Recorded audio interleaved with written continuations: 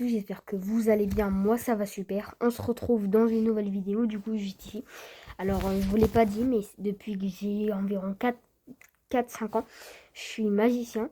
Donc je vais pas me vanter, mais pour l'instant, pour le moment là, j'avoue, je suis très bon en magie. Donc on va faire un tour tout de suite. Là, un tour de magie, tout de suite.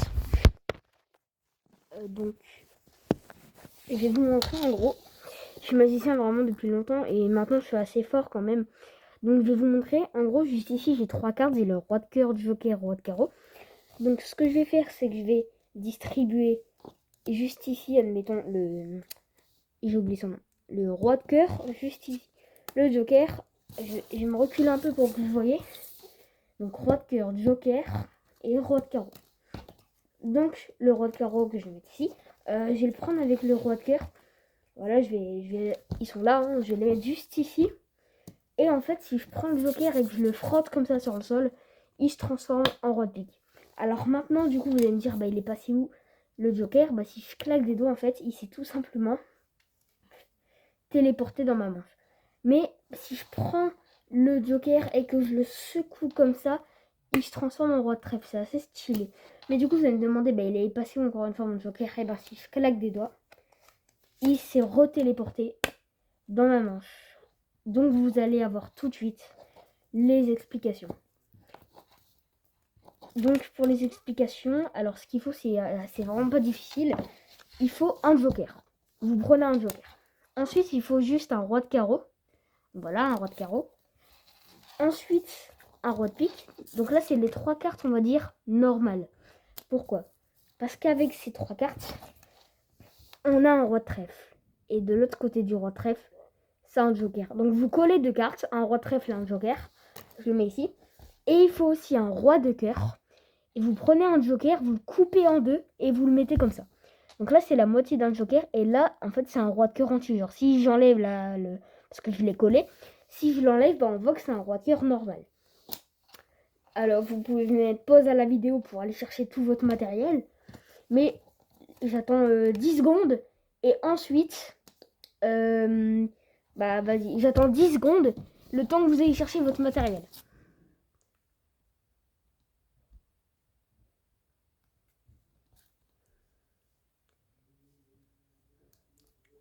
Ok, ça fait 10 secondes. Donc maintenant, ce que je vais faire, c'est que du coup, j'ai mes 2 jokers. Je vais mettre mon joker roi trèfle au-dessus de l'autre joker. Et ces 2 jokers, et avec le joker roi trèfle, je le mets dans ma manche. Donc il faut une veste ou un pull pour ce tour. Ensuite, vous prenez votre roi de carreau. Vous mettez un petit point de colle au milieu. Et pour votre roi de pique aussi. Et vous les mettez comme ça. Et pourquoi il faut mettre qu'au milieu? Parce qu'en fait, en appuyant au centre, vous allez voir que ça fait une carte totalement collée. On dirait qu'il n'y en a qu'une. Alors que si on appuie un peu, on voit bien qu'il y a les deux. Donc il faut bien appuyer quand même. Mais il ne faut pas mettre trop de colle, sinon ça colle trop. Et le roi de cœur joker que vous mettez en dessous du roi de pique, roi de carreau.